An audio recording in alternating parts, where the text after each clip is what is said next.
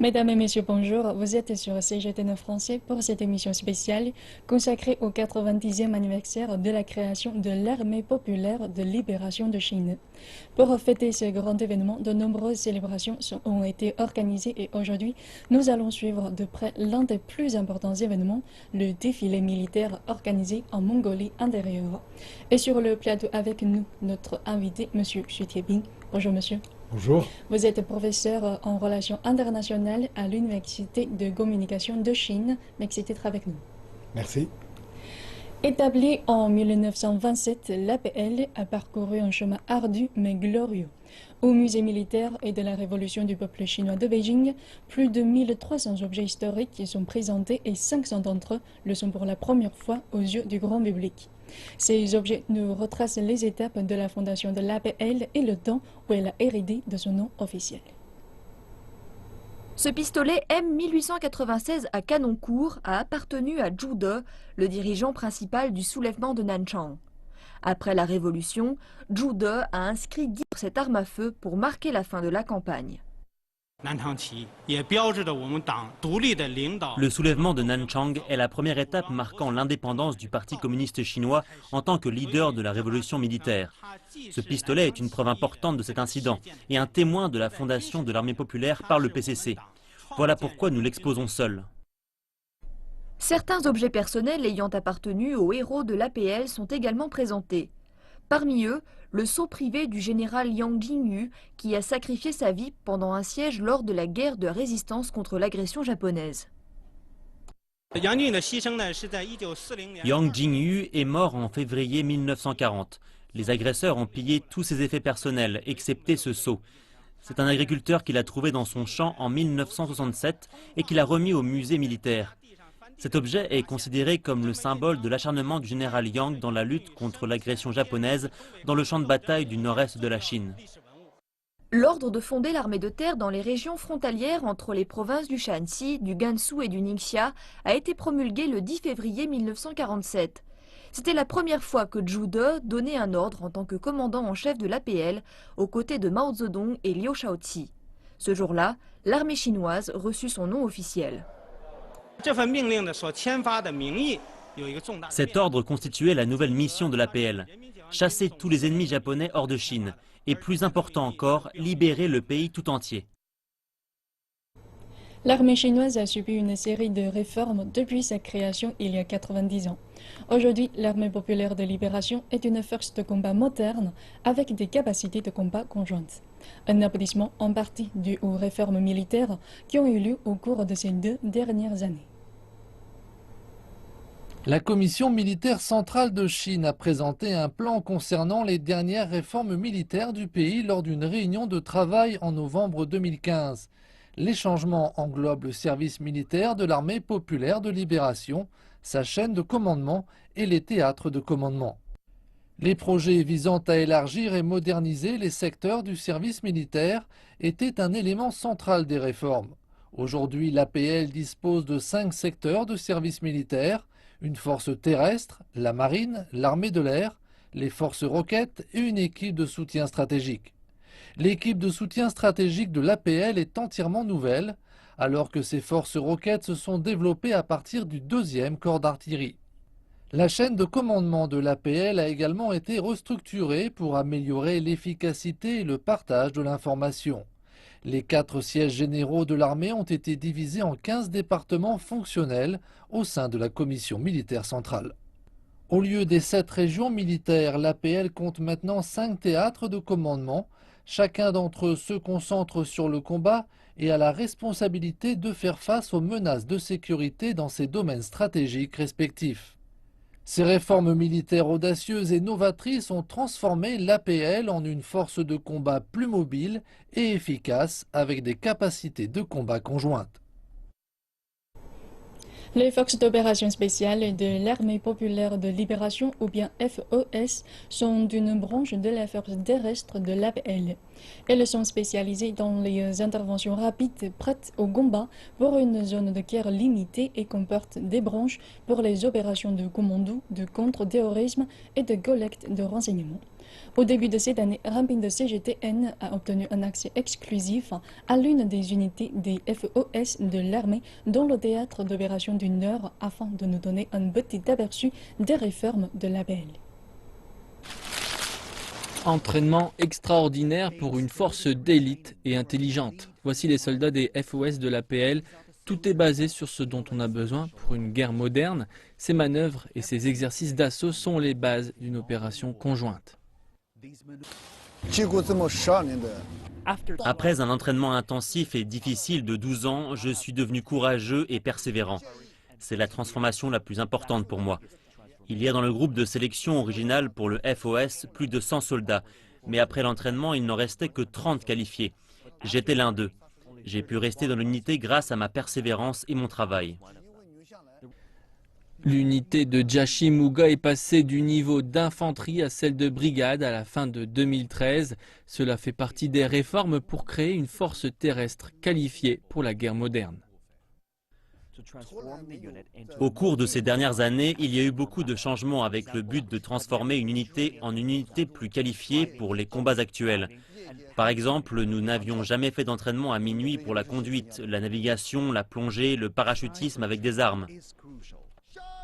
L'entraînement du sniper est crucial. Jashi, un vétéran des FOS, souhaite partager ses expériences avec les jeunes soldats. Il dit que la clé n'est pas la résistance physique sous des conditions sévères, mais c'est l'acquisition d'un état d'esprit approprié pour les FOS modernes. Jin Song a participé à beaucoup d'opérations conjointes. Il dit que les FOS de l'armée sont un test pour la transformation et une impulsion pour la force. L'armée a une dizaine de FOS, chacun a sa propre force et ses propres noms de code. Son unité s'appelle les Aigles. L'entraînement est basé sur les situations de combat actuelles. Nous souhaitons que la formation ait le même effet que sur le terrain de bataille pour les soldats.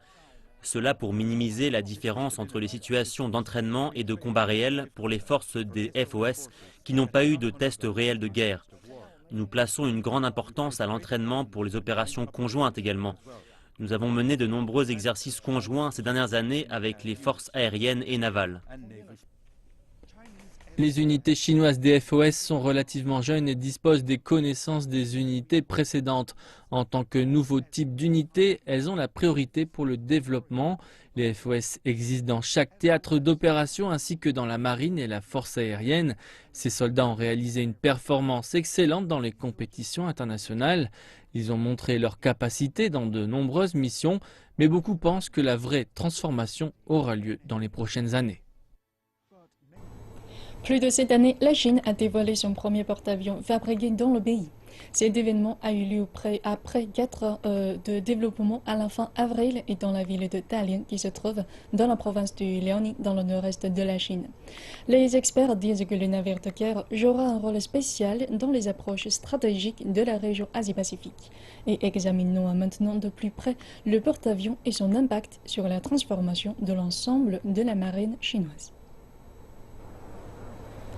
001A est le nom du porte-avions qui indique ce que sera son rôle pour la marine chinoise. En haute mer, il sera sans pareil.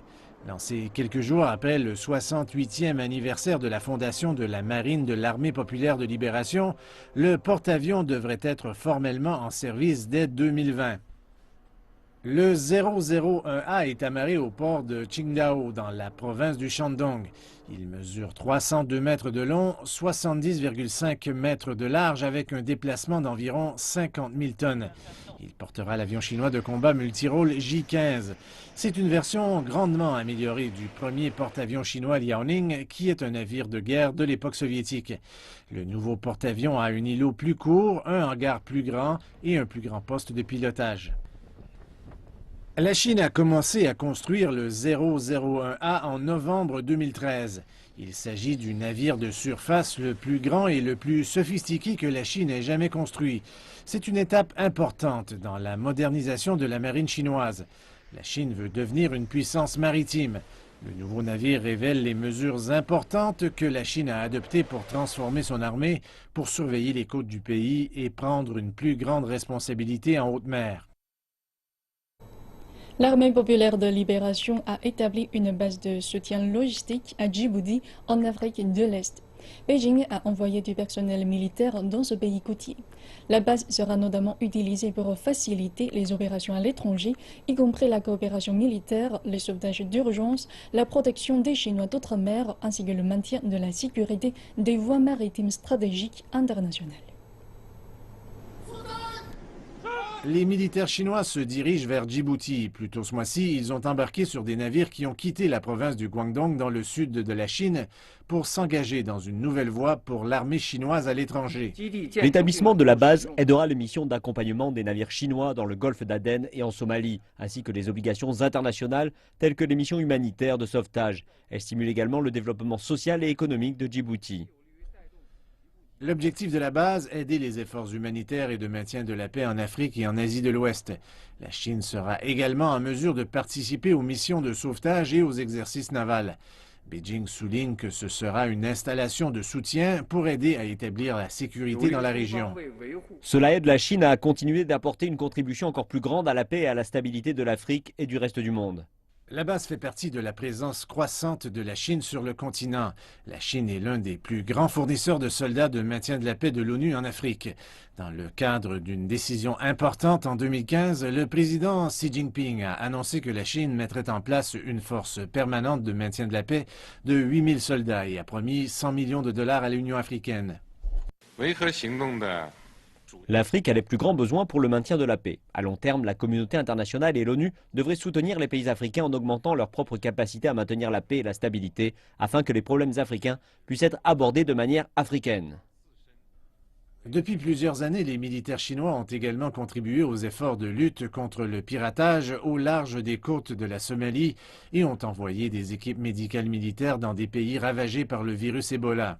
Cette nouvelle base à Djibouti pourrait accueillir jusqu'à 10 000 soldats. Leur nouveau domicile de Djibouti se trouve dans un pays relativement stable, entre deux pays instables, la Somalie et l'Érythrée. L'armée chinoise pourrait être occupée dès son arrivée. La Chine a récemment offert de servir de médiateur dans le conflit frontalier entre Djibouti et l'Érythrée et pourrait envoyer des soldats si cela est demandé. Ce défilé militaire d'aujourd'hui aura lieu dans moins d'une demi-heure. Et avant de nous rendre sur place, je vous invite à mieux le comprendre avec notre invité. Bonjour monsieur. Bonjour. Le 1er août 2017 marque le 90e anniversaire de la création de l'APL. Alors à cette occasion, pouvez-vous nous en dire plus sur sa naissance ainsi que sur les grands moments de son évolution? Oui, d'abord c'est la journée d'importance. C'est aussi la journée, disons, de commémoration. Si vous comprenez l'histoire de la Chine, c'est que dans le passé, au début, disons 6 ans après la fondation du Parti communiste chinois, l'alliance historique entre les nationalistes communistes a été interrompue par le coup d'État du 12 avril à Shanghai, par Chiang Kai-shek. Le communisme serait réprimé. Et dans cet, je dirais, moment historique, c'est que le comité central du parti a décidé d'organiser l'insurrection à Nanchang, capitale de la province de Jiangxi, qui a effectivement eu lieu le 1er août. C'est ainsi cette journée considérée comme la journée de la fondation de l'armée populaire de libération. Mais il faut dire que de l'époque, au moment de l'insurrection, disons les forces insurgées serait nommée de l'époque comme l'armée révolutionnaire, pour distinguer, disons, les troupes nationalistes proprement dit. Mais seulement après quelques mois, c'est-à-dire avec disons, le résiduel de l'armée insurgée et aussi l'insurrection, disons, d'automne dirigée par Mao Zedong, essentiellement composée des ouvriers et des mineurs de Han Yuan, c'est que le comité central du parti est nommé, je dirais, l'armée rouge et fixé ainsi cette journée, le 1er août comme la journée de la fondation de l'armée populaire de libération. D'accord. Et c'est depuis quand que l'APL a donné le nom l'Armée populaire de libération de Chine?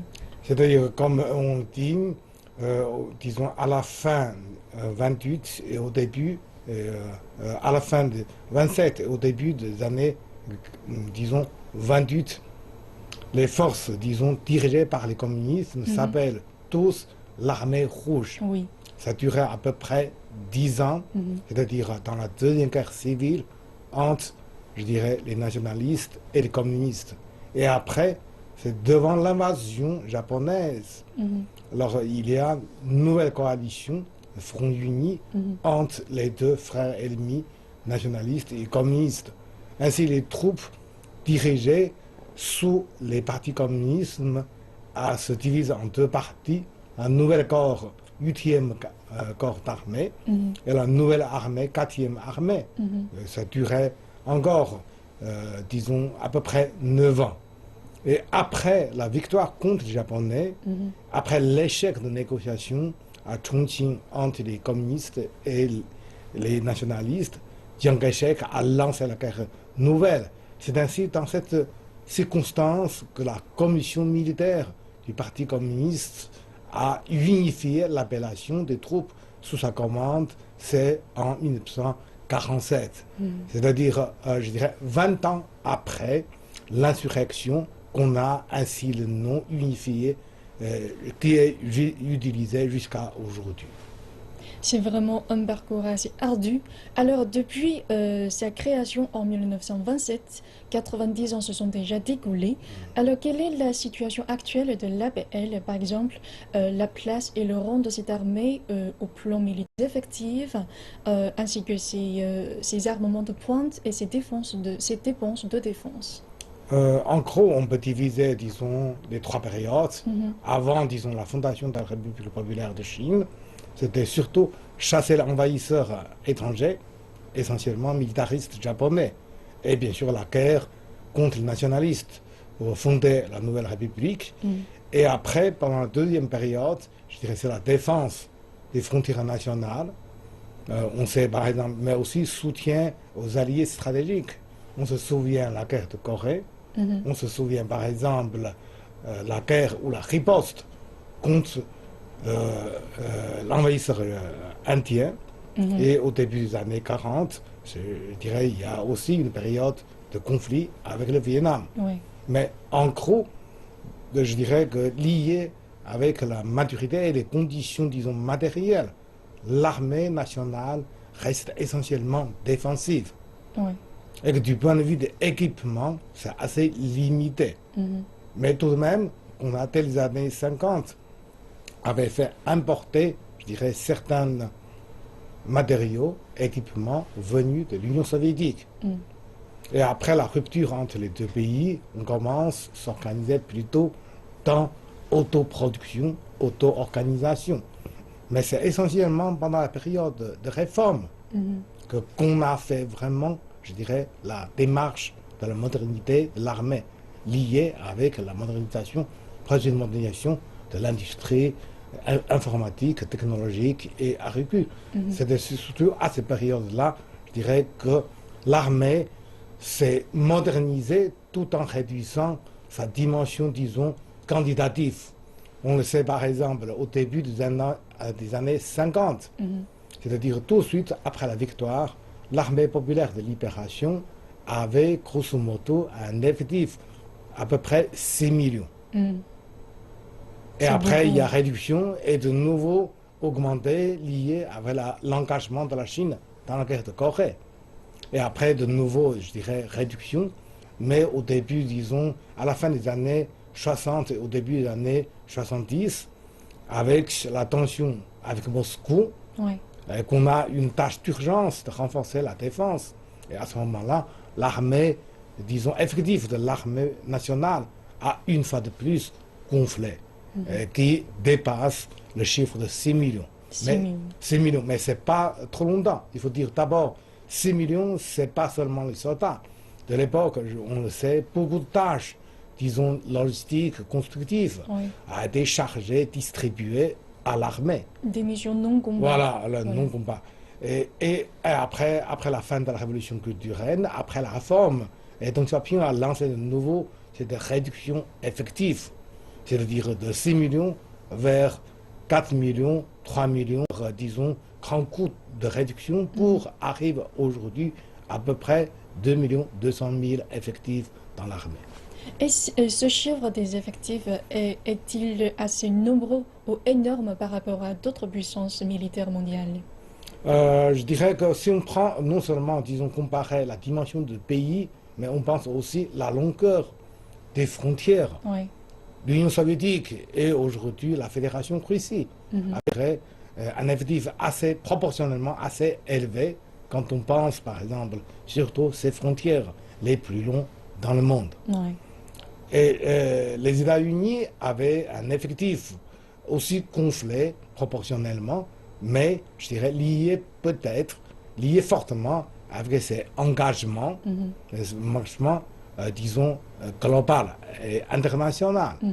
Et tandis que si on sait par exemple les pays, disons, des puissances moyennes, comme l'Angleterre, et pendant longtemps, c'est à peu près, je dirais, entre 400 et 600 000, je dirais, soldats, autour, disons, 1% de la population totale. Et après, dans les années 80-90, ces puissances moyennes avaient à peu près à chacun aussi une réduction, je dirais, pour arriver à peu près aujourd'hui 300 000 effectifs, c'est-à-dire 0,5% de la population totale. À titre de comparaison, quand on pense par exemple chez nous, on est à peu près, disons, 2 millions dans une population totale d'1,3 milliard d'habitants. La proportion est assez modeste. Oui, tout à fait. Il faut prendre en considération la réalité de chaque pays pour mesurer le chiffre des effectifs d'une armée. Mais n'oublions pas aussi un point, je dirais, disons, technologique. Ah, oui. Plus vous utilisez la technologie, plus l'armée est moderne. Et plus, c'est-à-dire, la technicité occupe plus de poids. Je dirais ainsi, il y a une réduction des effectifs, disons, traditionnels, classiques. Oui, c'est ça. Vous avez mentionné la technologie. Est-ce que vous savez un peu plus sur les armements de pointe de l'APL d'aujourd'hui à notre époque? Je dirais que depuis 10 ans environ, c'était vraiment c'est un grand pont en avant dans l'équipement moderne. Je dirais, nous, on était par exemple classiquement infanterie essentiellement, c'est-à-dire la troupe de terre classiquement, et que la dimension de l'armée de l'air et de marine toujours limitée essentiellement au caractère défensif. Mais maintenant, je pense que surtout avec non seulement les capitaux disponibles, mais surtout avec la progression technologique. Et on a fait par exemple que sur l'avion de combat, le bombardier, sur, disons, les sous-marins stratégiques, voire nucléaires, sur la capacité des missiles intercontinentales de longue distance. Et surtout pour nous, ça fait un peu l'orgueil national. Porte d'avion, c'est vu le jour depuis 10 ans. On sait aussi, par exemple, on a maintenant aussi les camps d'avion, disons, d'ajoutement d'essence en l'air. Tout ça, c'est des choses nouvelles. Cela constitue des attributs d'une grande puissance militaire mondiale. Et est-ce que vous savez encore les dépenses de défense de l'APL de ces dernières années? Je dirais oui qu'on le sait, lié avec le contexte historique. Le moment le plus fort pour la proportion de défense nationale, c'est pendant la période de la guerre de Corée. Et puis, au moment, disons, à la fin des années 60, au début des années 70, avec une sorte de tension avec l'Union soviétique. Et depuis la réforme, c'est toujours en réduction, proportionnellement. On est tombé, je dirais, du point de vue du budget militaire, disons, c'est à peu près moins de 3% du budget national. Et maintenant, c'est-à-dire qu'on voit d'une part, je dirais, cette augmentation du budget total, PIB total de notre pays, que l'État commence à donner plus de préoccupations, non pas sur la dimension, mais surtout, je dirais, sur la qualité et équipement moderne. Ainsi, par rapport au passé, il y a plus de dépenses, mais proportionnellement, ça reste toujours à un seuil raisonnable. D'accord. Et si comparé aux dépenses de défense américaines, le chiffre de l'APL est relativement bas ou non? Je dirais qu'on ne prend pas les dépenses, la proportion de dépenses, disons, de certains pays de l'Union européenne ou de l'OTAN. On sait que le nouvel président Trump demande toujours un peu plus de 2% de leur PIB national. Alors, les États-Unis, bien sûr, c'est à peu près le niveau doublement.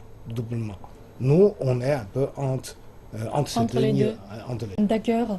Et depuis le 1er janvier 2016, la Chine a établi, en plus des 3 forces armées conventionnelles, 2 nouvelles forces, à savoir la force des fusées et la force de soutien stratégique. Est-ce que vous savez un peu plus sur la mission de chacune? Pour beaucoup de pays dans le monde, c'est quand on dit l'armée, on pense immédiatement, je dirais, les 3 je dirais, forces classiques. Les armées, très conventionnelles. Tandis que chez nous, maintenant, quand on dit les 5 forces, il faut dire que les 2 autres existent depuis longtemps, mais sous une forme embryonnaire. Par exemple, l'armée de fusées, ça fait, je dirais, est issu, disons, la 2e artillerie. Ah oui, le second cœur d'artillerie. Voilà. Donc c'est déjà à peu près un demi-siècle de l'histoire. C'est-à-dire qu'à la fin des années 50. Donc il y a déjà d'autre part, je dirais que même si, par exemple, l'armée, disons, logistique et les ravitaillements de transport existent depuis longtemps, sous le nom, je dirais, le département de ravitaillement. Mais aujourd'hui, on se modernise avec beaucoup de nouveaux éléments, notamment, je dirais, les moyens de transport modernes et parachutage ou d'autres, disons, soutien stratégique. D'accord. Et nous revenons sur ce sujet plus tard, parce que ce défilé militaire commencera d'un moment à l'autre. Alors je vous invite à se rendre sur place.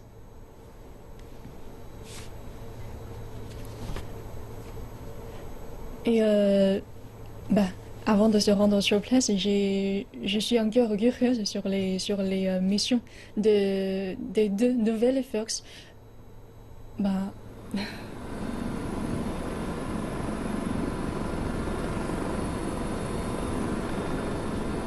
Les troupes aguerries se rangent sur le désert, dans les vents et sous le nuage, au-delà de la grande muraille. À Jure, le plateau mongol est décoré de sièges et de tranchées. Ici, c'était un champ de bataille ancien, avec des vestiges visibles jusqu'à aujourd'hui. Aujourd'hui, c'est une base d'entraînement modernisée de l'armée populaire de Chine.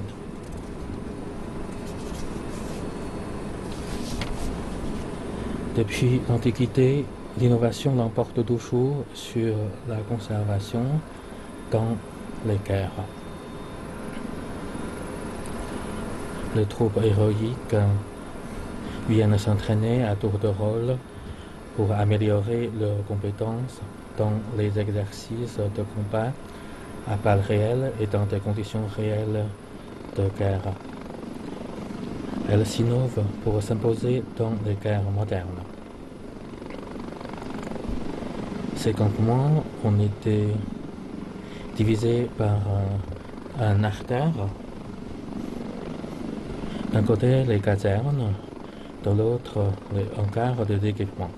Depuis l'Antiquité, les Chinois apprécient les compétences d'une armée par l'ordre de leur caserne.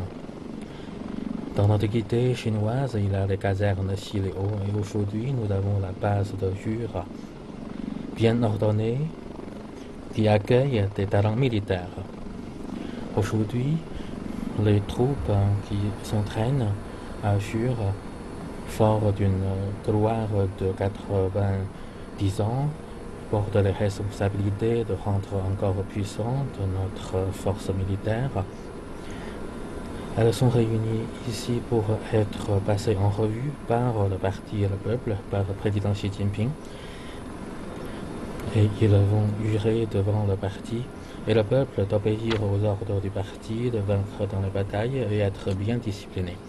Aujourd'hui, à 9 h, pour célébrer le 90e anniversaire de l'armée populaire de Chine, nous allons passer en revue les troupes dans cette base dure.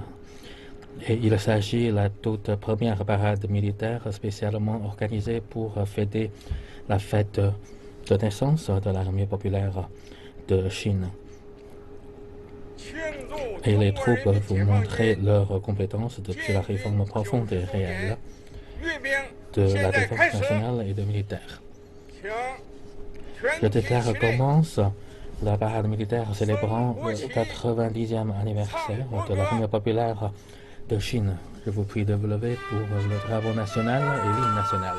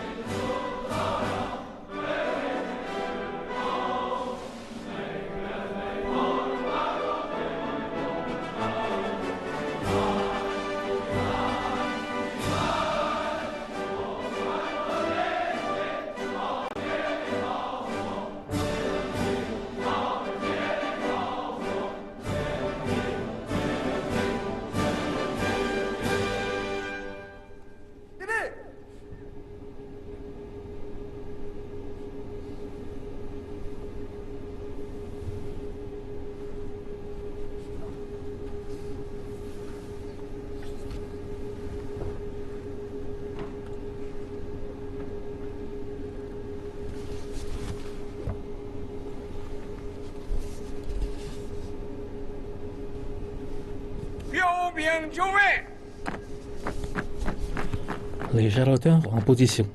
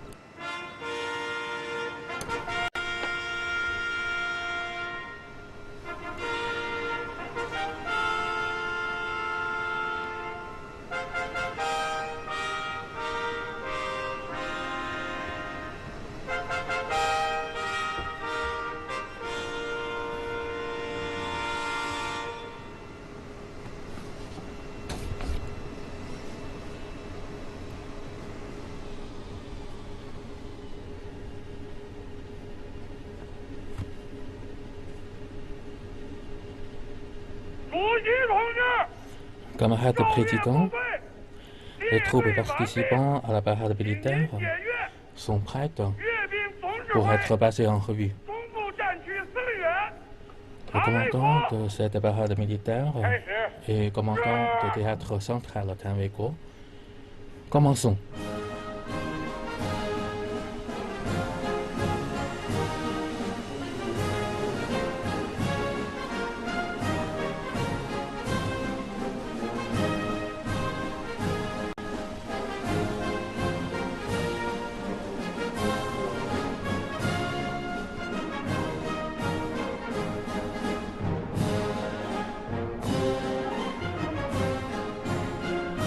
Les troupes participant à cette parade militaire viennent tous de troupes de campagne.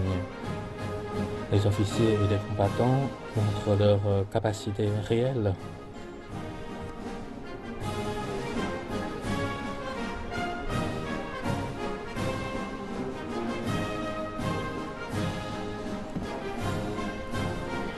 Le drapeau militaire qui donne les formations. La formation de garde de drapeau militaire est la première à être passée en revue par le parti, par le peuple et par le président Xi Jinping.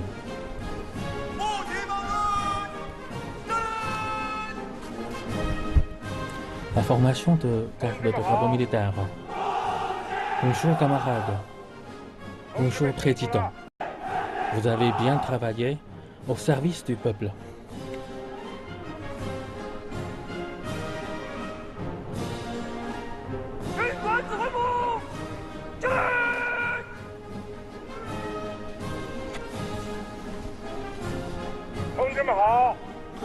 Bonjour camarades, bonjour président. Vous avez bien travaillé au service du peuple.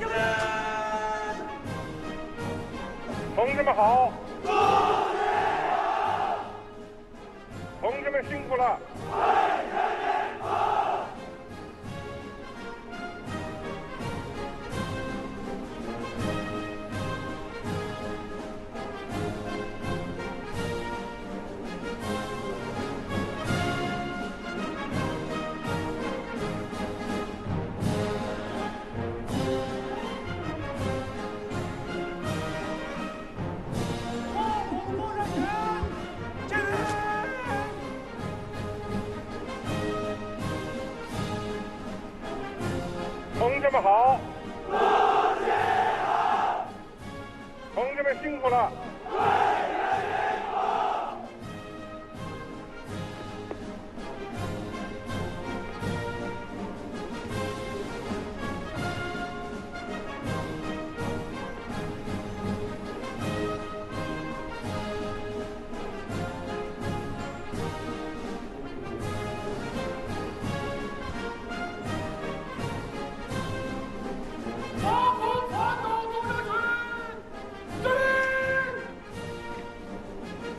同志们好！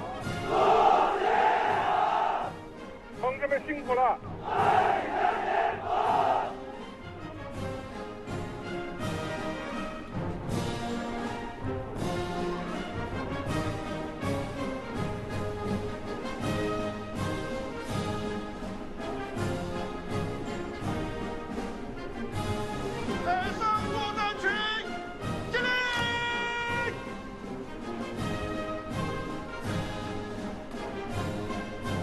同志们好！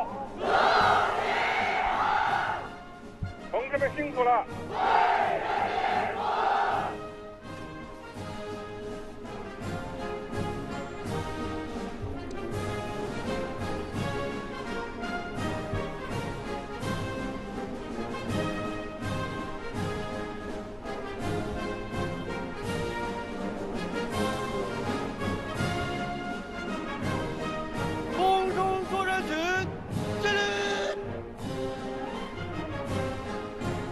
同志们好！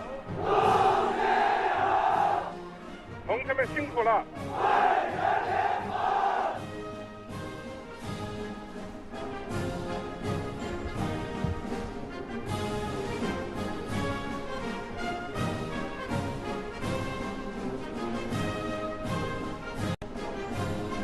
综合保障区站！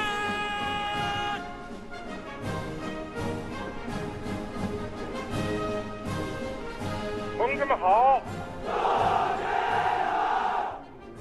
同志们辛苦了！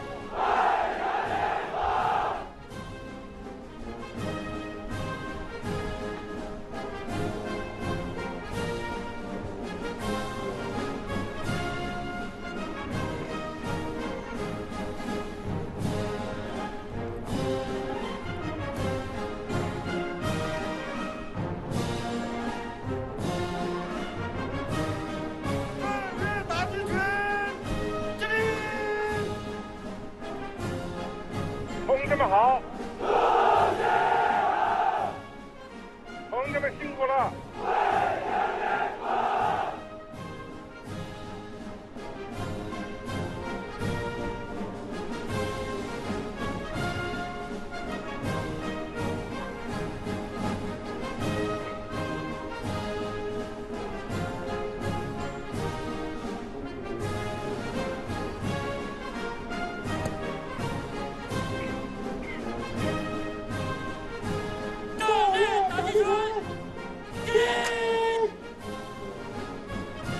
同志们好！同志们辛苦了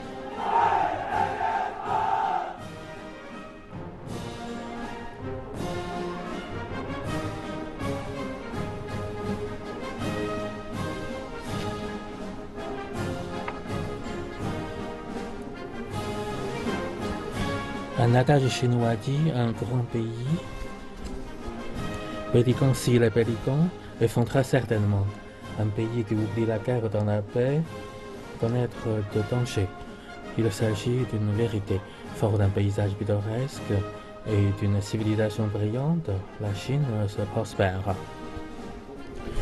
Tout cela nécessite les interventions de l'armée populaire puissante. Le président Xi Jinping a déjà défini les objectifs de l'armée populaire. Il faut construire une armée bien disciplinée, obéissante aux ordres du parti, capable de vaincre dans les batailles. Obéir aux ordres du parti constitue l'âme de l'armée populaire. L'armée populaire doit sauvegarder l'autorité du comité central du Parti communiste chinois et être dirigée, obéir absolument aux ordres du parti et obéir fermement aux ordres du comité central, du commission militaire centrale et du président Xi Jinping. Vaincre dans la bataille, c'est une tâche centrale de l'armée populaire qui doit être capable de vaincre toute agression pour sauvegarder les intérêts nationaux, la paix mondiale et de la région. Être bien discipliné, c'est la garantie des compétences de l'armée populaire qui a déjà une tradition glorieuse de plus de 90 ans. Et il faut transmettre de génération en génération cet ADN.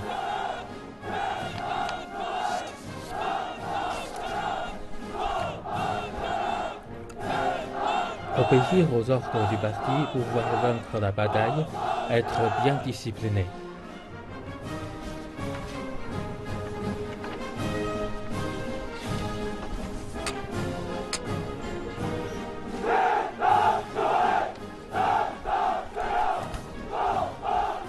Obéir aux ordres du parti, pouvoir vaincre dans la bataille, être bien discipliné.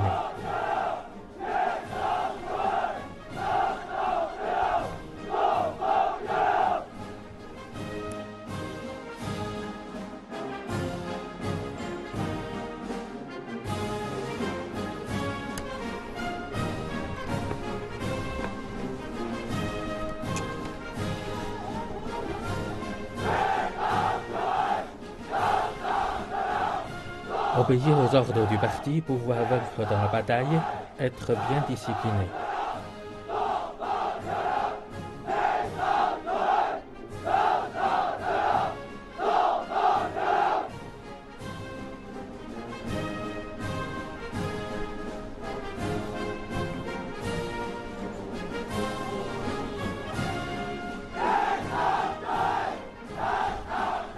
Obéir aux ordres du parti, pouvoir vaincre dans la bataille, être bien discipliné.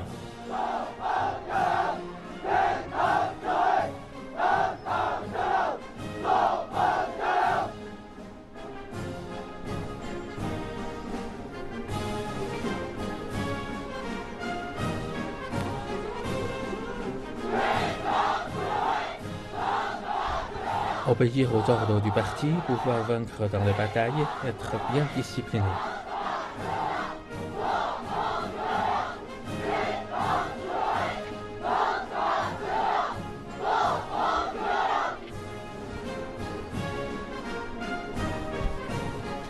Depuis l'organisation du 18e congrès du Parti communiste chinois, l'armée populaire de Chine a procédé à une réforme profonde et radicale. Mais il nous faut savoir à quoi réformer. Ce qu'on connaît, ceux qui ont connu de l'évolution, c'est la capacité de combattre des situations réelles et de s'imposer dans la guerre. Ce qui reste constant, c'est l'âme militaire de cette armée du parti et le caractère de l'armée populaire et aussi la réalisation de rêves de renouveau de la nation chinoise. Aujourd'hui, les officiers et les soldats déploient toute leur énergie sur la base Ur pour montrer les innovations et l'union parfaite dans l'armée populaire.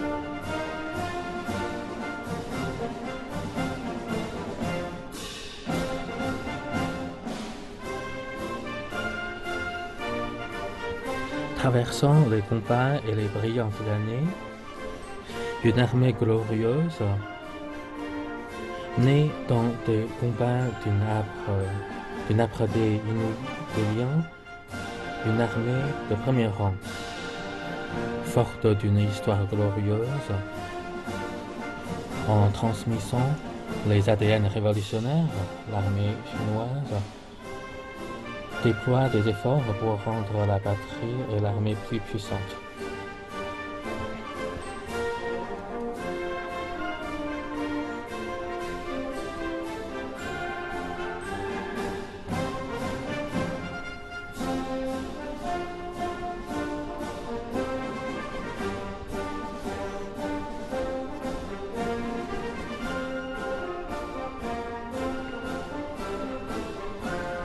Chers téléspectateurs, CGTN français est en train de retransmettre en direct la parade militaire célébrant le 90e anniversaire de l'armée populaire de Chine. Plus de 1200 officiers et soldats, 129 avions de combat, 571 véhicules participent à cette parade. Il y aura un défilé militaire sur le sol et dans l'air. 40% des nouveaux équipements font leurs apparitions en public pour la première fois aujourd'hui. Aujourd'hui, la forme de guerre change. La guerre de l'informatique s'impose. Il faut procéder des modes interarmés intégrés dans les champs de guerre, dans le théâtre. L'armée chinoise, en s'adaptant à cette tendance de l'époque, forge une armée modernisée qui sait combattre et qui peut vaincre. Cette parade militaire aujourd'hui constitue également un exercice dans les conditions réelles. Il y a d'abord l'exercice de commandement. Il s'agit d'abord d'un commandement centralisé dans le théâtre central. Le commandant de théâtre assume le commandant en chef de parade militaire.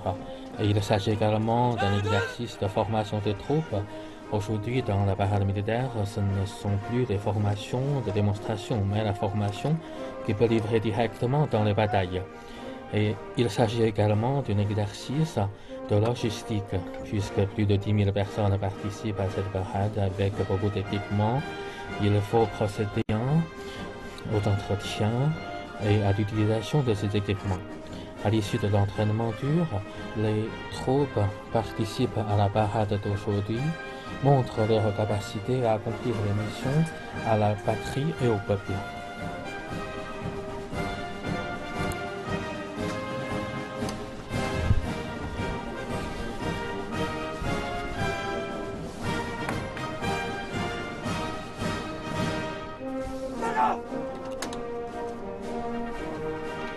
Comme nous voyons, c'est la région c'est un relief, donc c'est très particulier, c'est bien ensoleillé et venteux pendant toute l'année.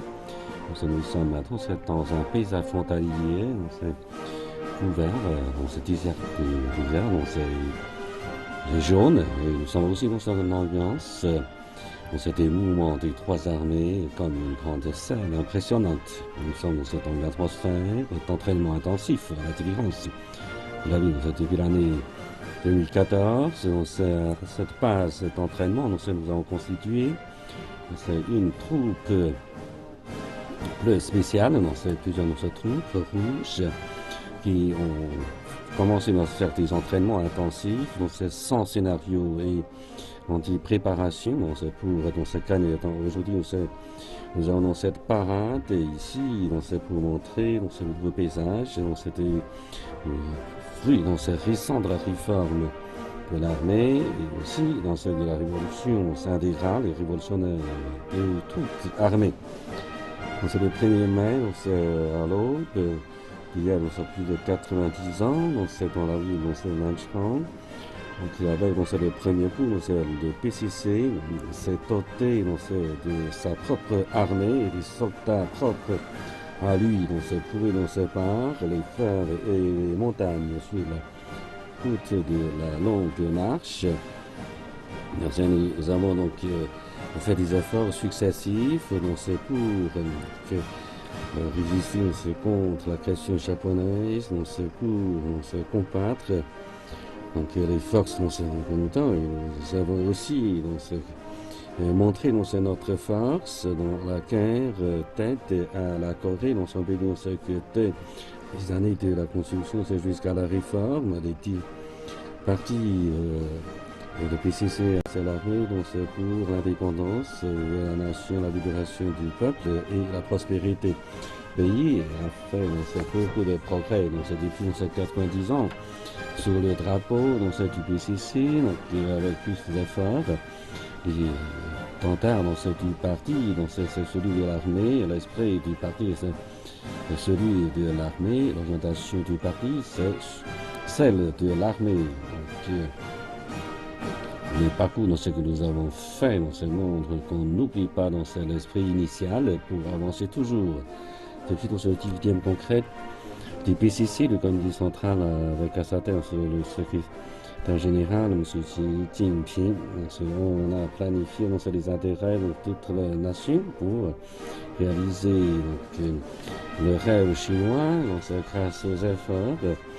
Et nous avons aussi fait preuve d'un esprit, une opiniâtreté très dure pour bien gouverner l'État selon la loi. Et grâce à ces efforts, notre stabilité, et nous avons commencé à gérer plus sérieusement le parti et résoudre les problèmes d'intérêt majeur des peuples pour faire progresser la construction de la société de moyenne prospérité et pour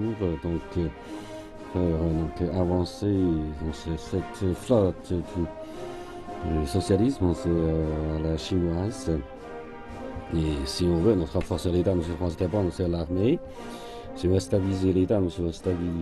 renforcer l'armée et devant ces nouvelles circonstances, c'est ce du PCC et le comité central militaire et le présidentie vont de pair avec le temps et résoudre ces difficultés et s'orientent l'armée vers nouveaux objectifs et aussi sur la base des réformes scientifiques et de la discipline, tout en renforçant l'entraînement. Nous sommes en train de construire une armée de première du monde pour faire progresser toujours notre armée contemporaine.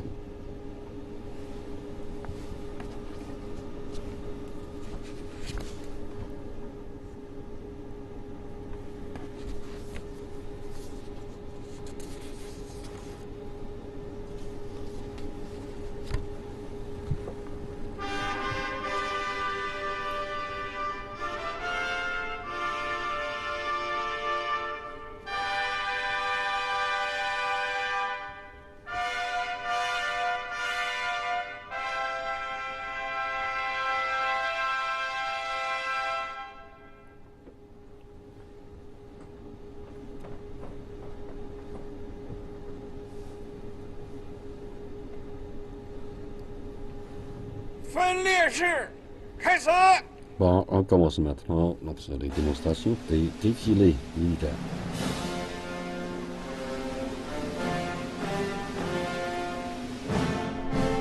Donc la première formation, c'est celle de la protection du drapeau. C'est 200 commandants et soldats protègent les parties du parti et ce drapeau national de l'armée. C'est tout en montrant leur fermeté ordinaire. Les jeunes rouges sont reflétés de ce pan le rouge du drapeau l'armée du peuple suit toujours sur les partis. Le soleil protège toujours la patrie, c'est de tout son cœur le peuple.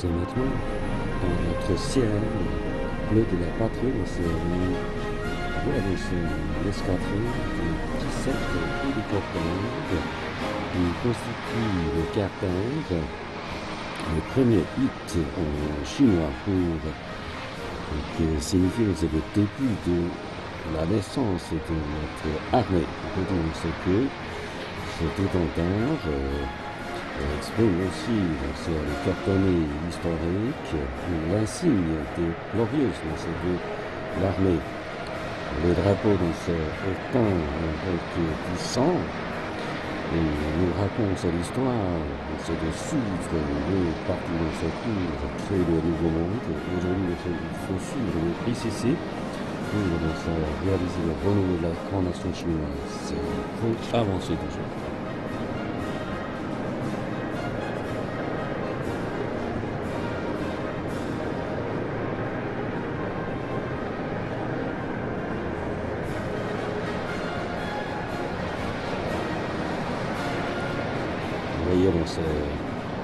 Tout derrière l'escadrille, c'est du 1er août. Nous avons une formation. Le chiffre c'est 90, composé par 24 hélicoptères pour marquer le 90e anniversaire de l'armée. Et maintenant, nous allons aussi devant les strades. C'est la première formation. C'est de l'escadrille. Comme vous voyez, c'est chanté, c'est escadrille, c'est de bataille, ils sont capables non seulement de faire une renaissance, mais aussi de s'attaquer des avions de l'ennemi, aussi de se protéger les autres. Nous avons raconté dans ce 8 hélicoptères dans ce armée pour protéger les 10 premières, donc dans ce 18 avions, ces transporteurs, ces chiffres, s'assurer la logistique et ces escadrilles, ces vaisseaux aériens. On se constitue aussi une force nationale, c'est l'armée de la terre. Ça peut nous permettre de construire une armée en passant l'horizontal, c'est vertical, une miniature, c'est le type de l'armée de la terre. C'est l'instruction sur le président ici, le nom c'est le commandement de l'armée, et c'est souligner la construction de l'armée de la terre, non, c'est deux mots, un nouveau type. Alors, c'est plus chaud, c'est intégré, c'est l'offensive et la défensive. La force et la force.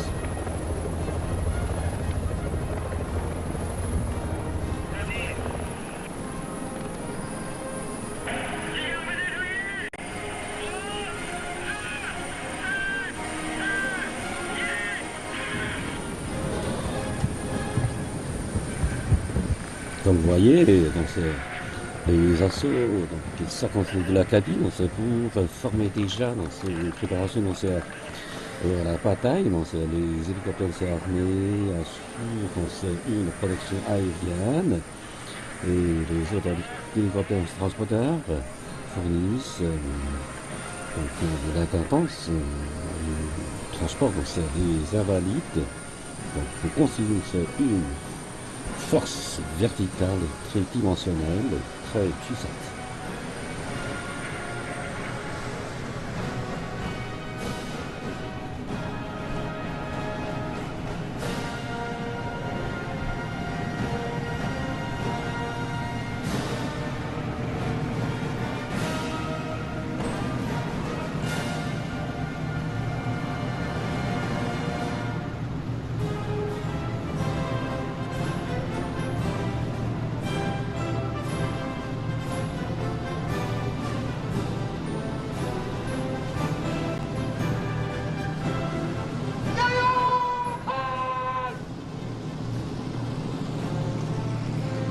C'était l'escadrille d'assaut nous avons c'est la deuxième formation de division, c'est pas le général de division.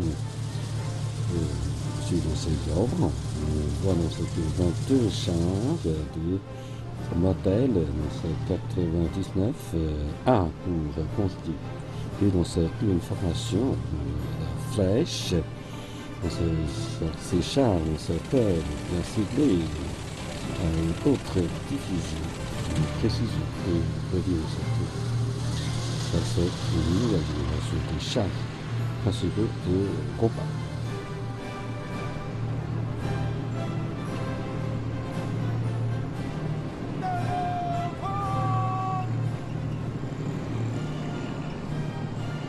Et il y a dans la formation, dans cet char, nous avons le général qui dirige, donc la troisième formation des troupes, des forces de la terre, composées dans ce 18 chars, et dans ce type, dans ce 04A, ces voitures plantées, et aussi donc, des chariots et voitures plantées de type dans ce 08, alors que ces deux sortes de voitures plantées sont mécanisées informatisées et très représentatives du développement de la rue. À la fois, nous avons devant nous la formation, c'est des canons, c'est automata, dirigés c'est par le général Routier, et ces trois types de canons automata, c'est pas verser du feu sur l'ennemi en peu de temps, accompagné par des radars, une autre précision, donc précision. Les tirs sont très exacts. Derrière cette formation, nous avons lancé une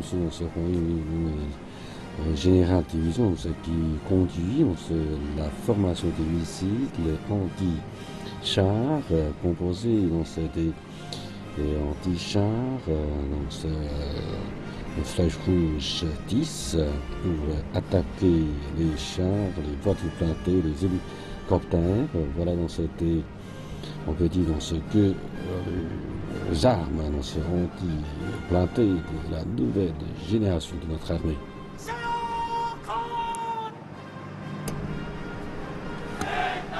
Si on voit dans cette canée dans la carrière, dans ces 1000 km, il faut dans la formation. Nous avons maintenant la formation du soutien informatique conduit par le général de division Chun-Shin.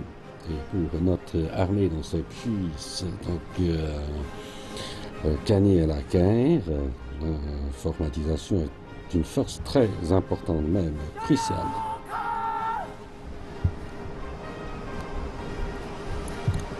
Tout de suite, nous avons maintenant le général de division, ce qui conduit une formation de la reconnaissance électronique. Cela ça nous permet de reconnaître à distance, dans des situations très complexes, ces objets importants des ennemis. Voilà, c'est un outil très utile pour gagner la guerre.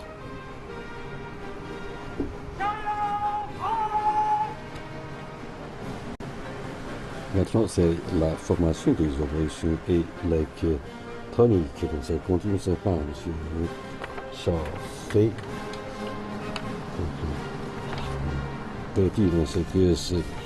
Tout dit, ça nous permet de couper la délégation de notre ennemi.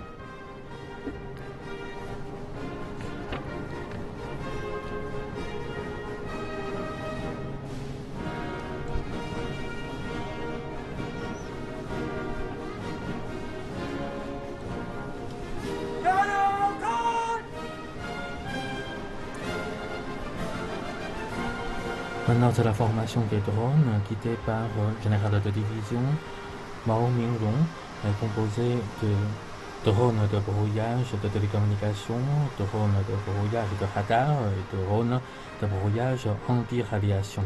Une fois ces drones sont en service, Le système de communication des ennemis sera aveugle et inutile. En parallèle avec le déroulement de défilés militaires, la formation de chars est en train de se concentrer sur la zone en face de tribunes officielles. Guidé par le général de division Zhang Jiangang, 32 véhicules tout-terrain avec 248 membres de forces spéciales. Ces soldats peuvent être projetés par voie maritime, terrestre et de l'air. Ils peuvent attaquer des points stratégiques sans être vus. Ils sont des poignards dans les combats.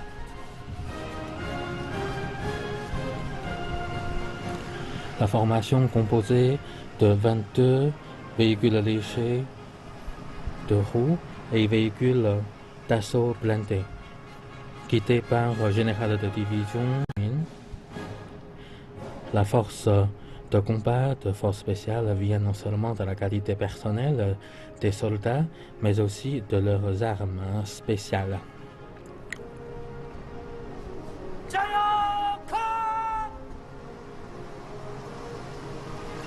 La formation radar d'alerte, ils sont pionniers de groupes anti-aériens et anti-missiles. Cette formation est guidée par le général de division Meng Xianzhang. Les radars d'alerte veillent sur les avions et les missiles de l'ennemi pour assurer la sécurité de l'espace de notre pays.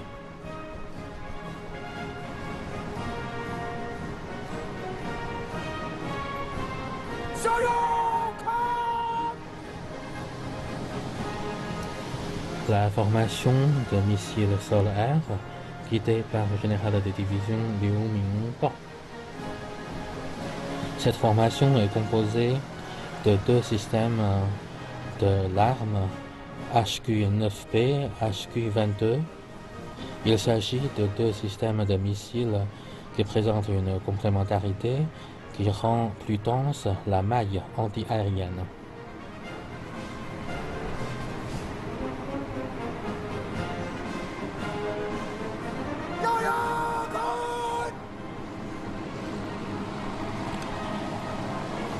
Maintenant, la formation est composée de canons anti-aériens 09 et le véhicule de lancement de missiles HQ-6 et le véhicule de suivi de canons anti-aériens guidé par le général de division Dong Yujiang.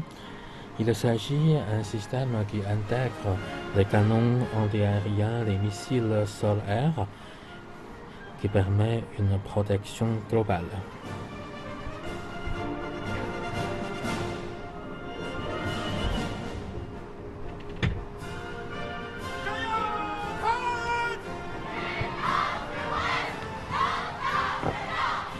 La formation de l'infanterie de la marine, guidée par le général de division Hong Jun. Il s'agit de troupes amphibies. Ils peuvent débarquer en force et attaquer sur des îles. Cette formation et ces troupes de l'infanterie de la marine est qualifiée de dragons dans les mers et tigres sur la terre. Cette formation est guidée par général de division Wei Wenhui, composé de missiles mer-air Hai Hongqi 9B et missiles mer-mer Yingji 12A. Ces missiles peuvent lancer des attaques contre les avions, les missiles et les navires. Il s'agit d'une maille de protection tout azimut pour les groupes de navires.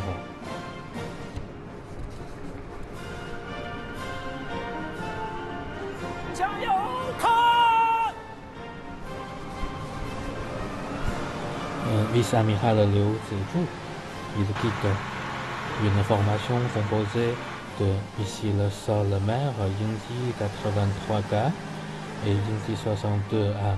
Ce sont deux missiles qui peuvent être lancés de l'air et au sol pour attaquer les cibles mobiles sur la mer.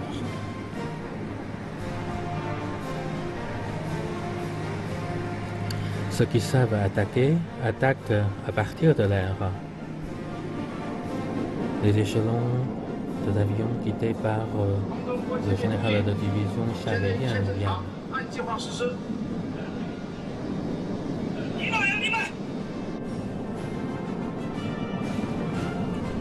Escortés par 8 avions de chasse J-10B, viennent l'avion découvreur KJ-2000 et puis avion découvreur KJ-500, suivi d'avions de télécommunication et de commandement Y-8 et avions de brouillage Y-8. Dans les combats de l'air moderne, les avions de découvreur constituent le commandement dans l'air. Il peut orienter les attaques des avions de chasse en dehors de leur distance de visibilité et il permet également de transmettre les données calculées aux avions de chasse de notre partie. Et maintenant, la formation de l'avion de compartiment H-6K. La série des avions H-6 sont des vétérans dans la force aérienne chinoise. Nous venons de modifier et rénover H-6K qui a une distance d'intervention de plus de quelques milliers de kilomètres. À partir de cet avion, on peut lancer des bombes de guidage précis, des missiles air-sol ainsi que des missiles de croisière.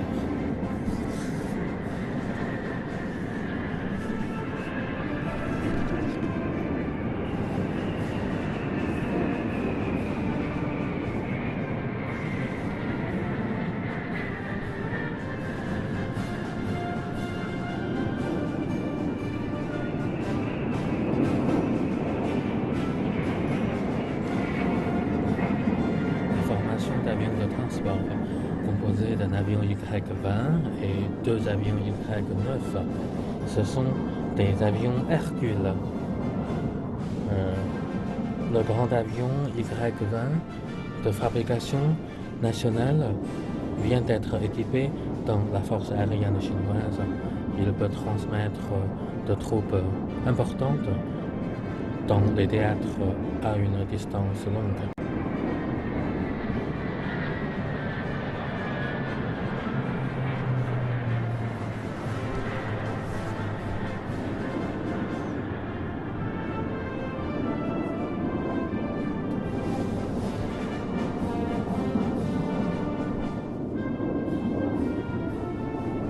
La formation avion-citerne, composée de l'avion HY-6 ainsi que les avions de chasse J-10. Les avions-citernes constituent la station de service mobile dans l'air.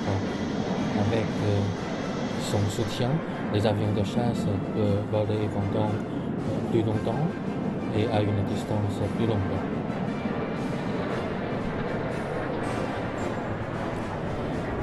Maintenant, cette J-15, ce sont des avions de chasse de fabrication chinoise et conçus par les Chinois. Ce sont des avions sur les porte-avions. Sans la maîtrise de l'air, il n'y a plus de maîtrise des mers. Donc le J-15 constitue des pionniers pour obtenir la maîtrise des mers au niveau des groupes de porte-avions chinois.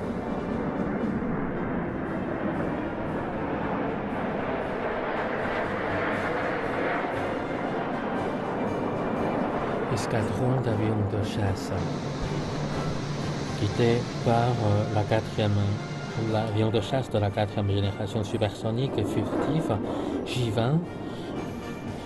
J-20 peuvent ne pas être découverts par les radars et peut effectuer les razmotes. Et il peut également éliminer les ennemis avant d'être vus. J-20 est suivi par J-16 et J-11B. Pour l'avion de chasse J-16, c'est la première fois qu'il fait l'apparition dans la parade militaire chinoise. Et dans ces avions, on a amélioré les compétences de combat électronique.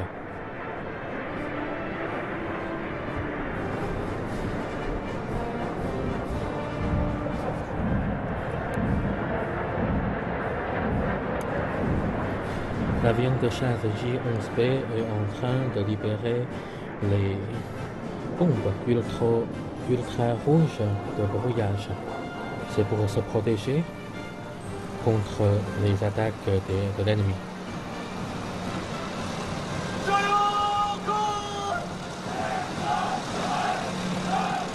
Maintenant, c'est la formation de parachutistes guidée par le général de division Saint-Santon. Les parachutistes sont équipés de différents véhicules d'assaut et de combat. Et ces troupes de parachutistes constituent des soldats célestes qui peuvent faire leur apparition sur les points stratégiques de l'ennemi.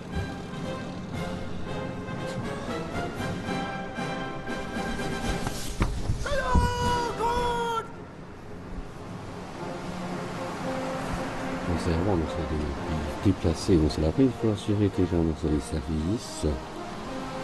Nous avons maintenant le général de division qui conduit dans cette voiture de mission, des fusées, des voitures, par satellite, et aussi des équipements en véhicule, des télécommunications pour assurer la fluidité des télécommunications de l'armée.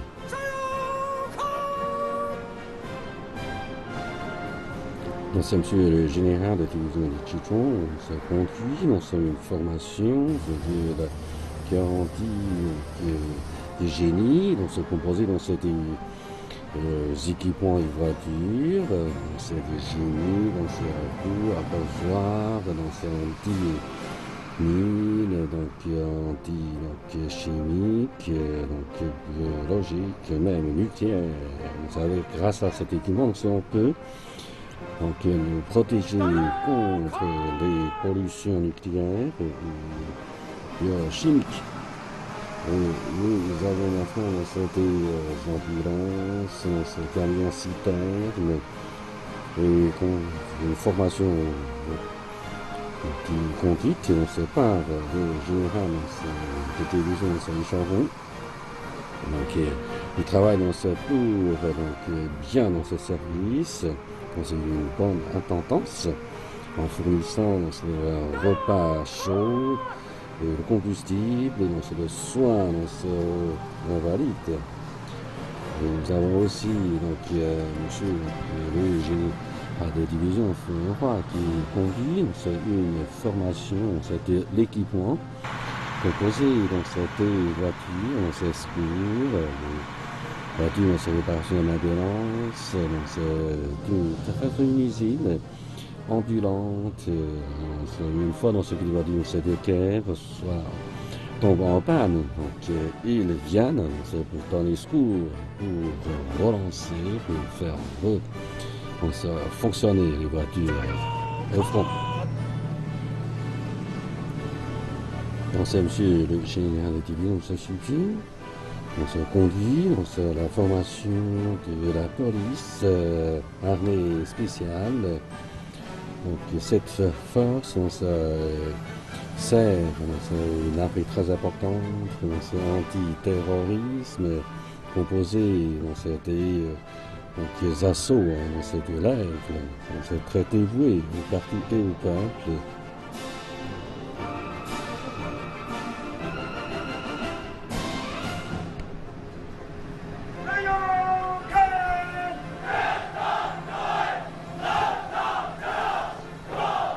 Donc c'est pour une puissance, c'est pour une force équivalente. Donc nous sommes en train de se démontrer, c'est une formation, c'est une force des fusées. La cinquième arme derrière, c'est les armes de la terre, marine et l'armée de l'air, une nouvelle pierre angulaire pour la sécurité nationale. Monsieur George on s'est conduit, on s'est eu une formation dans cette missile conventionnelle et nucléaire. Ce sont des missiles, c'est des vents Est 26 stratégiques qui peuvent se porter non seulement des objets conventionnels mais aussi nucléaires. très flexible, donc on peut cibler les objets terrestres maritimes très précis. Et ici, on se veut dire général de division, c'est un conduit, on se une formation. Numéro 1, c'est une mission conventionnelle. Une mission conventionnelle qui la compose, donc c'est peu d'assurer une attaque, donc c'est précis que ça fait partie de la famille du vent Est, par exemple, type 121, c'est destiné à l'attaque de ces deux navires, comme en ce sens, c'est porte-avions. Nous avons maintenant, c'est le général de division, c'est Jean qui dirige une formation, c'est des missiles conventionnels du vent de l'Est 16. Ces missiles sont une force destructive majeure, avec une réaction très rapide et une attaque à haute précision. On peut s'attaquer dans les aéroports, les ports et d'autres endroits stratégiques.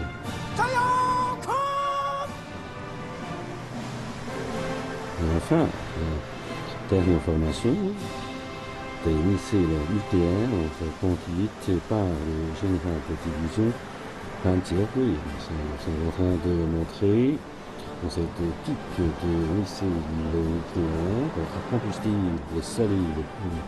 Solide, c'est pour montrer notre performance de la puissance en matière des forces de défense. Donc voilà, c'est notre atout dissuasif.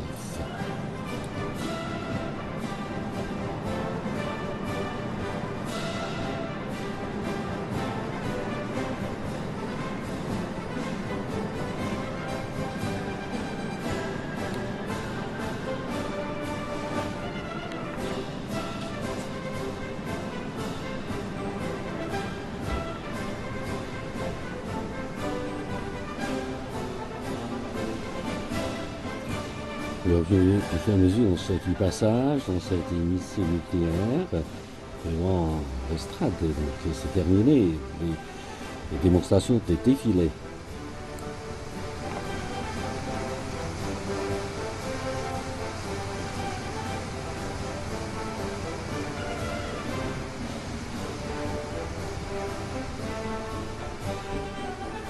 On peut dire que la marche, on s'est défilé.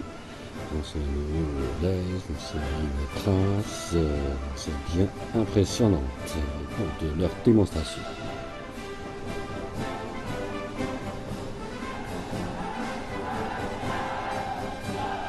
En même temps, c'est les commandants et combattants, donc examinés, ça se déplace de l'est à l'ouest à pied. C'est les voitures plantées et les soldats se rassemblent dans la zone pour reconstituer leur formation afin de s'apprêter à avancer selon les instruments, les instructions du président Xi. Et aujourd'hui, les soldats dans cette infanterie, les équipements ont déjà accompli en peu de temps leur entraînement, mobilité, rassemblement, comme opération. Ils sont très qualifiés. Cela montre aussi un commandement efficace et une application des ordres appropriés. Et cela montre une bonne performance de l'opération. On peut dire qu'à travers cette revue militaire, les équipements militaires et le commandement se sont déjà informatisés et la formation se fait déjà en bloc et verticalement tridimensionnel. C'est des actions multi-armées combinées et informatisé, on s'est déjà montré un agrandissement très fort. On peut dire que notre armée, c'est une armée civilisée, c'est supervisé sous la direction du CSTPC, de l'unité nationale, du président, pour montrer dans cet humanisme très fort, pour saluer que le 90e anniversaire de l'armée et aussi pour saluer la préparation concrète obéir aux ordres du parti, pouvoir gagner la bataille et rester toujours discipliné. Voilà, donc ça c'est le slogan de l'armée pour protéger la patrie, pour gagner la guerre, pouvoir gagner. Donc on peut se protéger la patrie et le renouveau, gagner, on peut réaliser le rêve chinois grâce au renforcement de l'armée.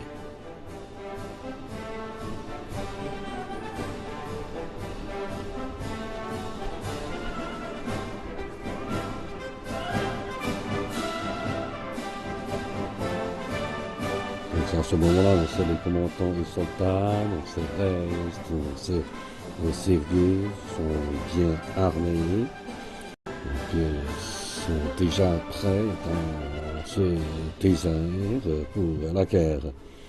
Et nous avons tout de suite, monsieur le secrétaire général du CCTPCC, le président de la République et le président de la commission militaire centrale du CCTPCC, M. Xi Jinping, qui va prononcer un discours important.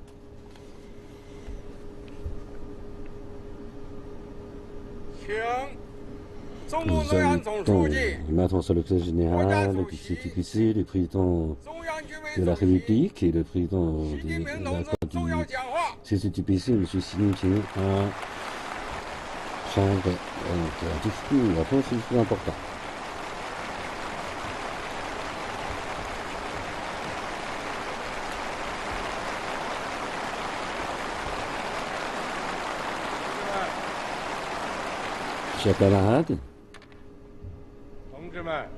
Chers camarades, aujourd'hui, nous sommes réunis ici pour convoquer solennellement une parade dans l'armée sur le terrain des Arctiques pour célébrer le 90e anniversaire de la populaire de libération.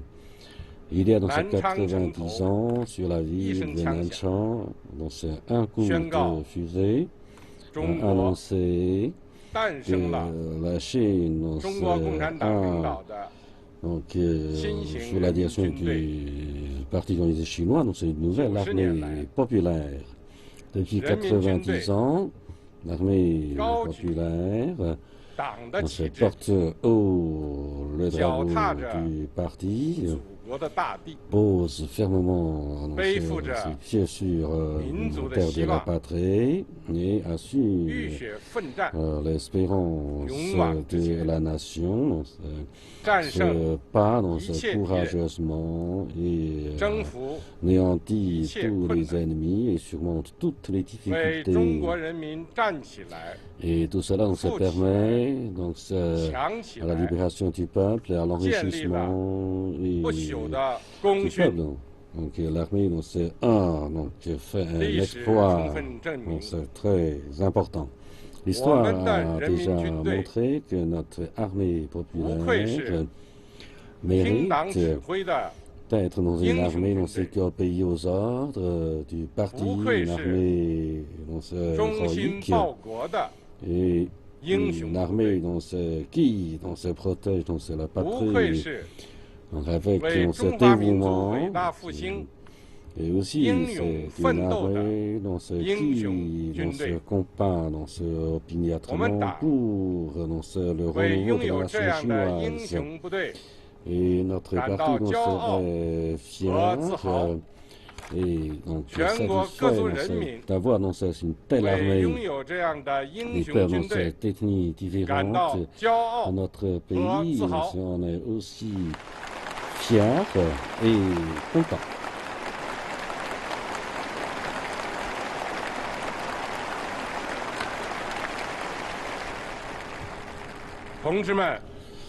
Chers camarades, réjouir de la paix, ça c'est le bien-être du peuple.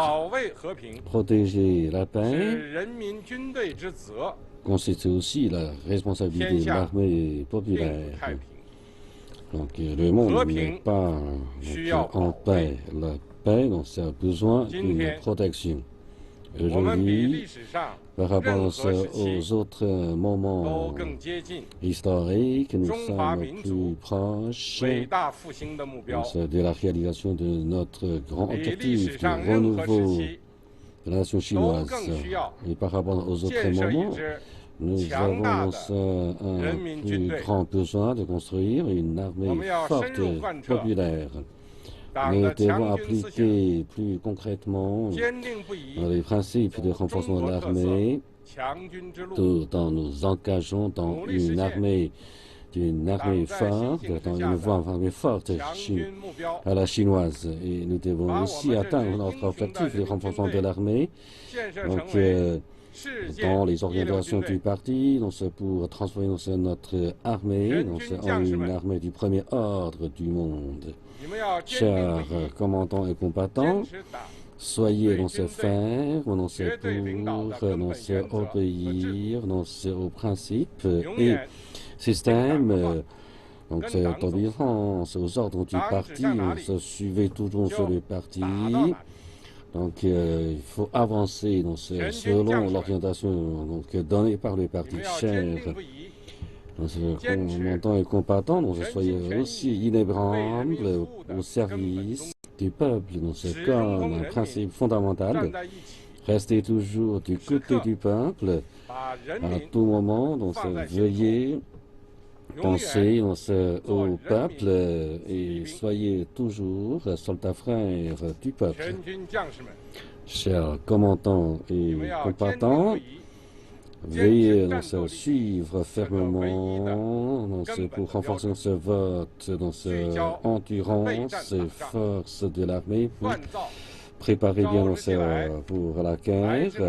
Soyez prêts à l'appel et soyez capables de gagner la guerre. Soyez de surmonter les difficultés comme une force puissante, chers commandants et combattants. Soyez fermes aussi dans les réformes, les gouvernances de l'armée et développer les scientifiques et les technologies pour relancer l'armée. Il faut gérer l'armée selon la loi, pour moderniser l'armée. Je suis persuadé que notre armée est capable de combattre tous les ennemis venus. Nous sommes persuadés que notre armée peut sauvegarder la souveraineté, la sécurité et les intérêts du peuple. Notre armée est sûre, c'est de dresser un nouveau chapitre du fond de l'armée au service de la réalisation des deux objectifs centenaires pour réaliser le renouveau de la nation chinoise et pour le maintien de la paix. Donc notre armée va apporter une contribution plus grande.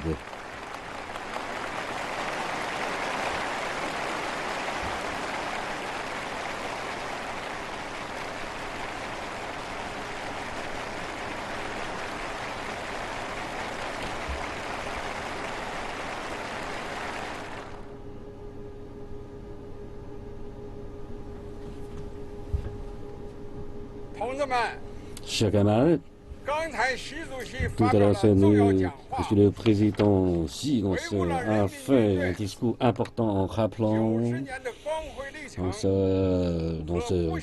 l'histoire glorieuse de 90 ans de l'armée et ses emplois glorieux. Donc, il a aussi appelé à renforcer l'armée. Il faut que tous les commandants et commandantes de l'armée respectent, suivent les ordres et les conseils. N'oublions jamais notre principe. Il ne faut pas oublier notre vocation. Rester toujours dévoués. Faisons tout nos possibles pour exploiter la nouveauté de notre armée pour donc, écrire un nouveau chapitre de notre armée. Donc, c'est pour construire une armée, donc, obéissant aux ordres du parti. Donc, c'est pour gagner la bataille, restant toujours discipliné. Bon, la cérémonie commémorative dans ce 90e anniversaire, la parade des militaires est terminée.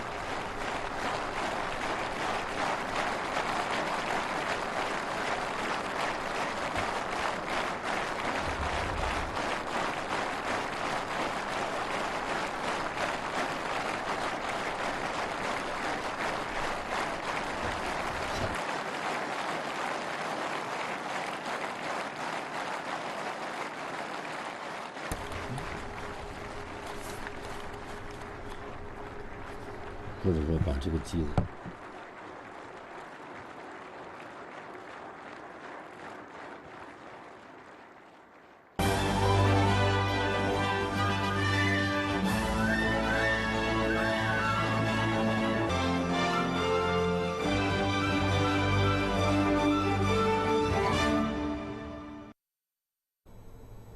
Merci de nous retrouver pour cette émission spéciale consacrée au 90e anniversaire de la naissance de l'Armée populaire de libération de Chine. Vous venez d'assister au défilé militaire de l'événement et discutons davantage avec notre invité. Bonjour monsieur. Bonjour. Merci d'être resté avec nous. Alors ce défilé militaire a duré environ 1 heure. Qu'est-ce qui vous a impressionné le plus? C'est la différence. Moi j'étais ici, disons, 2009. Pour l'anniversaire de la République et disons 2015 pour la victoire de la Deuxième Guerre mondiale. Ce qui m'impressionne, c'est que dans ces deux, disons, défilés militaires précédentes, vous voyez surtout, c'était une sorte de narration, une sorte de trajectoire, c'était historique, dès le début, différentes, disons, manifestations avec les vétérans, etc. Tandis qu'ici, ce défilé se montre plutôt, très moderne, c'est-à-dire on montre surtout l'importance de la nouvelle technologie et la nouvelle tâche. Donc c'est beaucoup plus professionnel, comme l'impression. Est-ce que les armements de pointe montrés dans ce défilé militaire vous avez également impressionné? Bien sûr, comme disons dès le début on a dit, 40% des équipements présentés ici sont pour la première fois montrés au public, 40%. Je pense que quand on voit, disons, certains nouveaux types, disons, de tanks blindés à multifonctions, et notamment ce qu'on dit depuis longtemps, l'avion de combat J-20, etc. Tout ça, c'est la première fois qu'on montrait au public avec la présentation de caractères, disons, militaires, disons, en très détaillé. D'accord. Et pourquoi ce défilé militaire se tient en Mongolie intérieure, puisque depuis son tout premier défilé militaire de l'APL à la cérémonie du fondement de la République populaire de Chine en 1949, la plupart des défilés militaires sont tenus devant la place de Tiananmen. Mais pourquoi cette fois-ci on a choisi en Mongolie intérieure et plus précisément à la base d'entraînement militaire de Zhuzhihe? Premièrement, c'est sur l'occasion de Zhuzhihe. Zhuzhihe, en fait, moi, je l'ai vu depuis Xi'an. J'ai traversé en train, mais pas visité et regardé de près. Finalement, ce qu'on dit, c'est que la base d'entraînement a fondé, disons, au milieu des années 50 du siècle dernier. Bien sûr, limitée avec une superficie entre, je dirais, à peu près 40 km². Et renforcé, s'agrandit pendant la révolution culturelle pour la prévention d'une certaine éventuelle attaque blindée de la troupe soviétique. Mais à partir, disons, de la réforme économique du pays cette base devient multifonction. C'est à la fin du siècle dernier, entre 97-18, on a dit, voilà, il faut que cette base s'élargisse vers un base d'entraînement ensemble, général, disons, intégré. C'est là que maintenant, une superficie, je dirais, assez impressionnante, avec à peu près 1100 km². Ça vaut à celle de la superficie, disons, de Hong Kong. Oui. On permet toutes sortes d'entraînements. Et que politiquement, je dirais, bien sûr, quand on dit défilé à Pékin, c'est lié surtout à la fête, disons, politique nationale. Oui, la fête La victoire, nationale de... la fondation de la République, etc. Mais proprement dit, pour certaines cérémonies militaires, c'est pas la première fois qu'on a fait, disons, base d'entraînement. Déjà, moi, je pense que c'est 83 ou 84, quand Deng Xiaoping a décidé de réduire l'armée à 1 million effectif. On a fait un grand défilé militaire à cette base. C'était déjà plus de 30 ans avant. D'accord. Et aujourd'hui, est-ce que cette base d'entraînement militaire est la plus avancée de l'APL? Je dirais bien sûr, c'est le plus avancé. Aussi, disons, du point de vue de multifonction, de superficie, c'est les plus grandes en Asie. La plus grande en Asie. Oui, oui.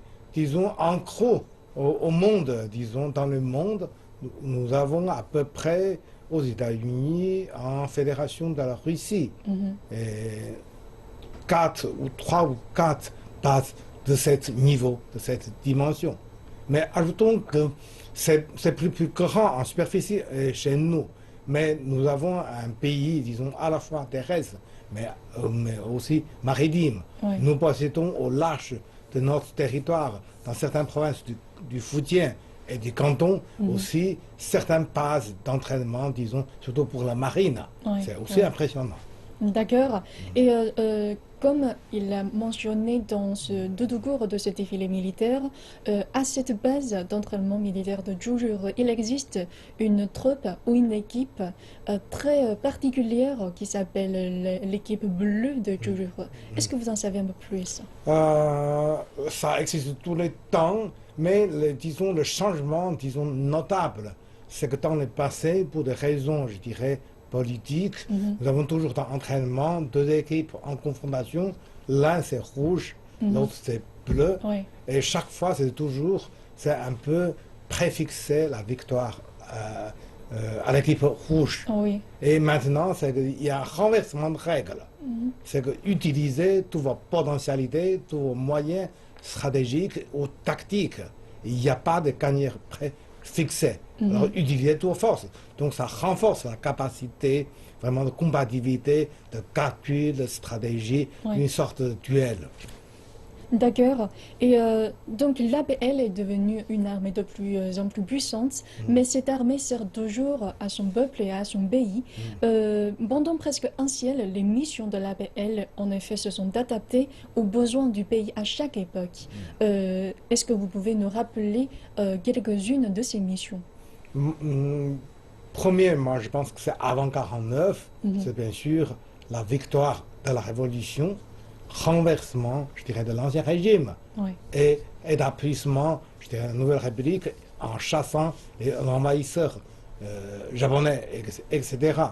En deuxième temps, donc, c'était surtout, disons, les 30 ans, les premiers 30 ans de la République, on voyait, disons, essentiellement la défense nationale, c'est-à-dire le terrestre, maritime et air.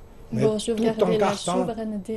en cartant, je dirais, le caractère que l'armée, c'est aussi le détachement du travail du parti, c'est-à-dire en cherchant un peu trop les tâches, disons, ordinaires, c'est-à-dire par exemple la construction, consolidation, voire parfois certaines, disons, tâches, disons, de mobilisation sociale, c'est-à-dire les tâches politiques, notamment pendant la révolution culturelle pour stabilisation de la société du pays.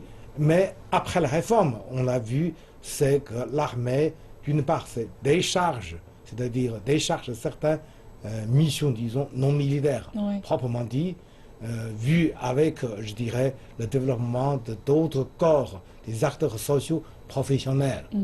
Et l'armée, proprement dit, devient de plus en plus professionnelle.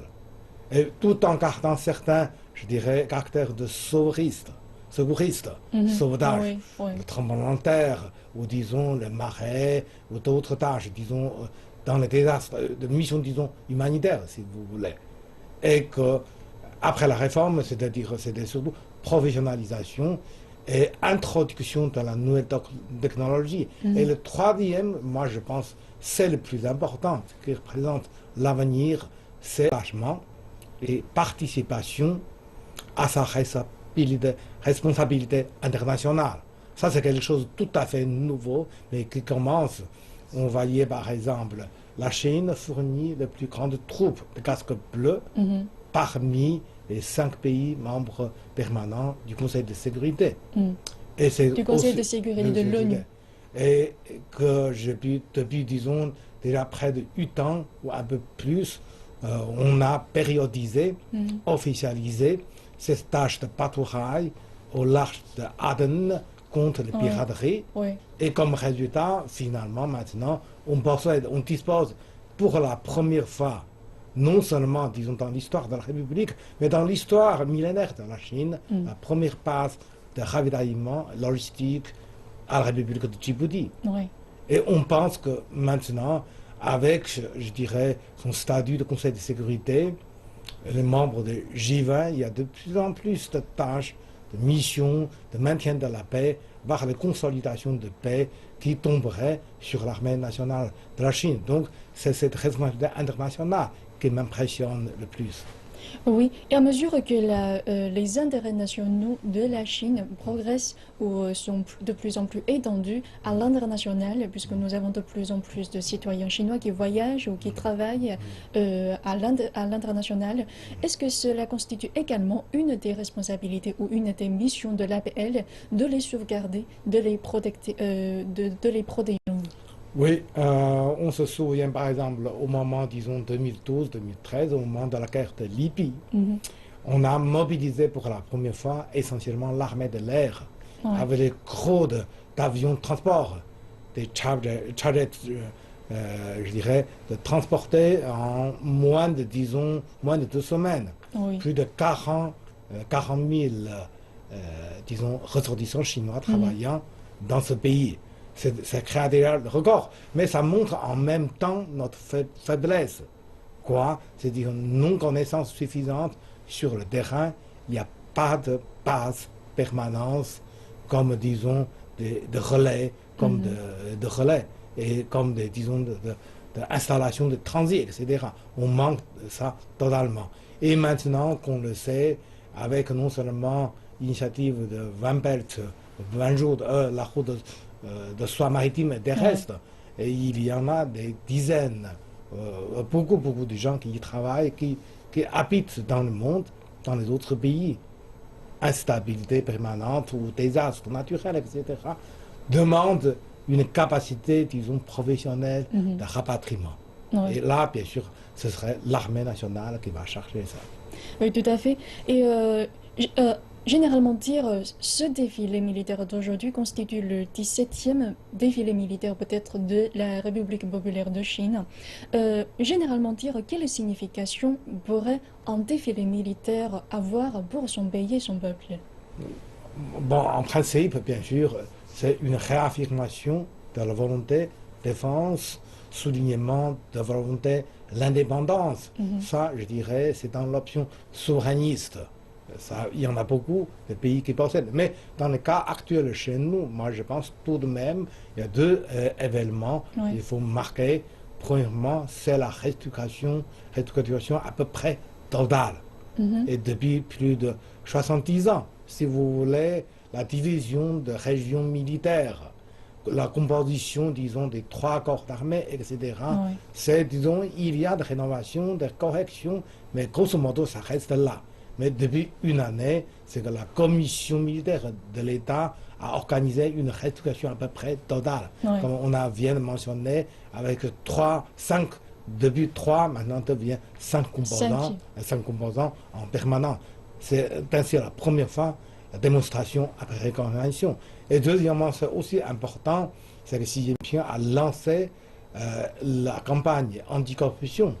Nous avons par exemple quelques scandales dans l'armée, avec les 2 vice-présidents de la commission militaire, et que Xi a affirmé l'importance de faire, disons, purification de l'armée, dans discipline, dans sa fidélité et dans sa capacité. C'est surtout un moment de montrer le résultat avec ces 2 opérations, je dirais, importantes. Oui, c'est vraiment que ce défilé militaire d'aujourd'hui est bien le premier depuis la mise en place de la nouvelle réforme militaire initiée en 2015 et qui est menée par le président chinois Xi Jinping. Et nous sommes convaincus que ce défilé militaire montre bien les effets, les bons résultats de cette réforme militaire. Et merci pour vos éclaircissements sur toutes ces questions. Et merci à vous aussi de nous avoir suivis. Et c'est la fin de cette émission spéciale. Souhaitons encore un bon anniversaire à l'Armée populaire de libération de Chine. Retrouvez-vous sur notre site internet et sur les réseaux sociaux pour plus d'informations. À bientôt.